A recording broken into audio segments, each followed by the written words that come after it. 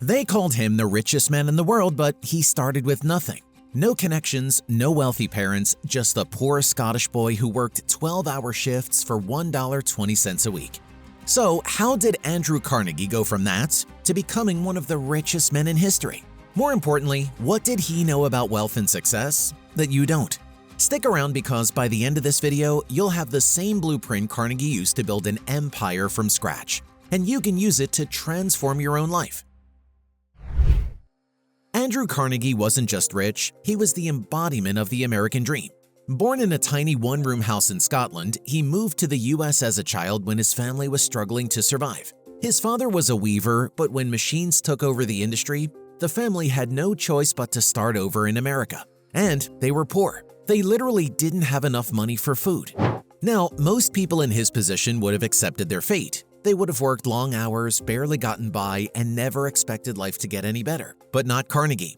He had one thing most people didn't: an unshakable belief that he could rise above his circumstances.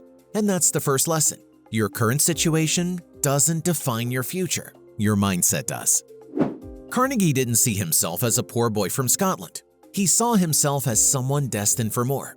And because of that, he looked for opportunities everywhere. When he was 16, he got a job as a telegraph messenger. It paid slightly better, but more importantly, it put him around successful people. He memorized business names, he learned how to send and receive messages quickly, and he made himself so valuable that within a year, he was promoted to telegraph operator. But what made Carnegie different from the thousands of other poor boys working factory jobs? It was his mindset. Most people in his position accepted their circumstances as unchangeable. But Carnegie refused to believe that poverty was permanent. He understood that success wasn't just about where you started. It was about how you saw yourself and what actions you took. He trained himself to think like someone who would one day be successful, even when he had no proof that success was coming. This mindset led him to seek out knowledge, develop new skills, and take on challenges that others avoided. Instead of resenting the long hours and difficult conditions, he viewed his early struggles as stepping stones to something greater. That ability to shift his perspective, to see himself as more than just a poor worker, was the foundation for everything he would later accomplish. That brings us to lesson number 2. The fastest way to get ahead is to make yourself valuable. Carnegie didn't complain about his job or wait for someone to notice his potential. He worked harder than everyone else, developed rare skills, and made himself indispensable. And that's why he caught the attention of Thomas Scott, a high-ranking executive at the Pennsylvania Railroad. Scott took Carnegie under his wing, mentored him, and eventually put him in charge of railroad operations. And this is where things really took off. But making yourself valuable isn't just about working hard, it's about working smart. Carnegie didn't just put in long hours, he made sure he was learning skills that set him apart. He paid attention to details others overlooked, like memorizing important names and mastering new technology. He also positioned himself in places where he could meet influential people, proving that being in the right environment matters as much as effort. Many people work hard their entire lives but never rise above their current level because they don't develop unique in-demand skills. Carnegie understood that to be noticed and rewarded, you have to provide something that others can't easily replace. Now, before we go further, here's something to think about. What if Carnegie had never put in the extra effort? What if he had done the bare minimum at work? He would have stayed a telegraph operator for years, struggling to make ends meet. But because he went the extra mile, he got noticed. And that one connection with Scott changed his entire life. And that's lesson 3. Your network is your net worth. Carnegie understood the power of relationships. He didn't just work hard, he built relationships with powerful people. He listened, learned, and positioned himself to take advantage of opportunities. He understood that success wasn't just about working hard in isolation. It was about aligning yourself with the right people who could open doors and present opportunities you wouldn't find on your own. Once he was in the railroad business, he started investing. First, he put money into a company that made railroad sleeping cars. Then he invested in bridges, iron, and steel because he saw where the future was heading. By the time he was 30, Carnegie was already worth millions. Here's where most people would stop. They'd cash out and live comfortably, but not Carnegie. And that's lesson 4. The rich get richer because they reinvest. Carnegie didn't just spend his money, he used it to build something bigger. He founded Carnegie Steel, the company that would eventually make him one of the wealthiest men in history.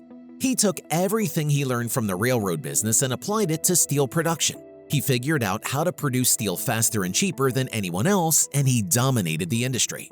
Most people think wealth is about how much money you earn, but true wealth comes from what you do with that money. Instead of spending on luxuries or hoarding cash, Carnegie reinvested strategically, putting his money into industries that were growing.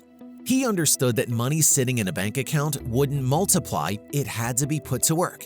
This principle applies to anyone regardless of income level. Even small amounts of money, when reinvested wisely, whether in stocks, businesses, or self-improvement, can grow exponentially over time. Carnegie's approach proves that financial success isn't just about making money, but about continuously using it to create more opportunities for growth. But let's pause for a second, because here's where most people go wrong. They think getting rich is about having a great idea or getting lucky.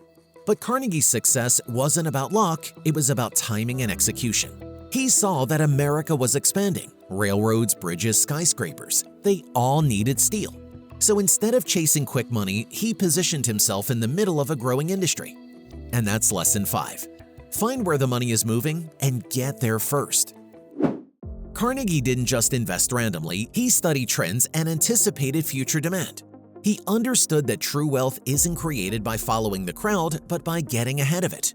While others focused on short-term gains, he looked at where industries were headed and positioned himself accordingly.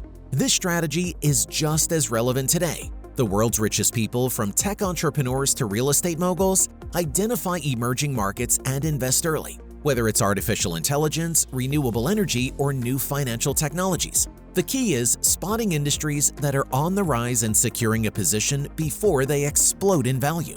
Carnegie's success teaches us that wealth isn't about luck, it's about recognizing patterns, taking calculated risks, and moving before everyone else does. Carnegie Steel made him a billionaire. But here's what's crazy. He didn't hoard his wealth.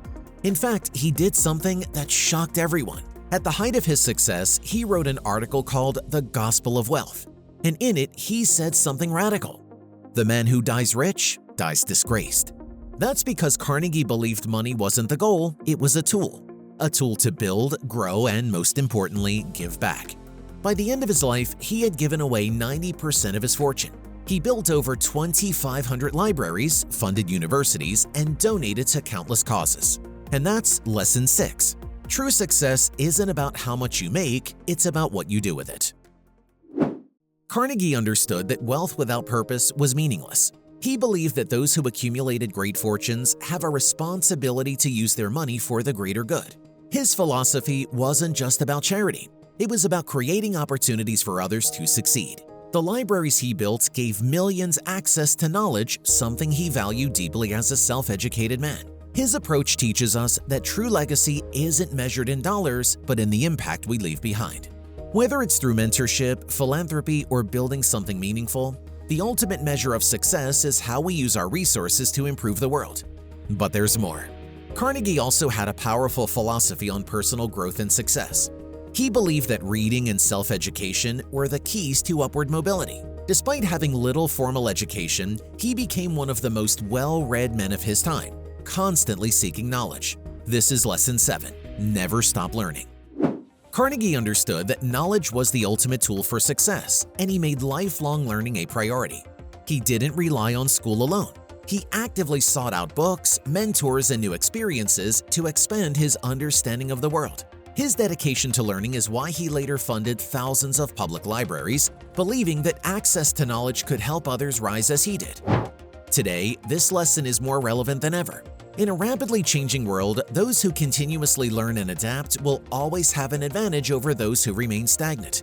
Whether it's through reading, online courses, or developing new skills, investing in your education is one of the most powerful ways to secure long-term success. Another key lesson Carnegie lived by was surrounding yourself with people smarter than you. He famously said, "No man will make a great leader who wants to do it all himself." He built a team of experts, delegated responsibilities, and trusted them to make key decisions. That's lesson 8. Leverage the intelligence of others. Carnegie understood that no one becomes truly successful alone. He actively sought out individuals who had skills he lacked and empowered them to lead. This allowed him to scale his business far beyond what he could have achieved on his own. Too often, people try to do everything themselves, fearing that relying on others is a weakness. But in reality, the ability to recognize talent, delegate effectively, and learn from experts is a major strength. The most successful entrepreneurs, CEOs, and investors follow this principle, building teams, surrounding themselves with top talent, and leveraging collective intelligence to achieve extraordinary results. Lesson 9. Be relentless in pursuing opportunities. Carnegie didn't wait for luck. He created his own opportunities by taking calculated risks. He wasn't afraid to fail because he knew failure was part of the journey to success. He once said, "The secret of success lies not in doing your own work, but in recognizing the best person to do it." Carnegie's success wasn't the result of a single lucky break. It was the outcome of constantly seeking and acting on opportunities. He took risks when others hesitated, whether it was investing in industries before they boomed or introducing new production methods to stay ahead of competitors. Many people let fear of failure stop them from taking action, but Carnegie understood that every failure was simply a lesson leading to the next success. The key is to keep moving forward, adapting, and seizing opportunities when they arise. Those who wait for the perfect moments often get left behind, while those who take action, even imperfectly, create their own success. Support the release of videos with any of the available actions. Put a like or subscribe to the channel. See you soon. This is the Money Channel. You will get richer.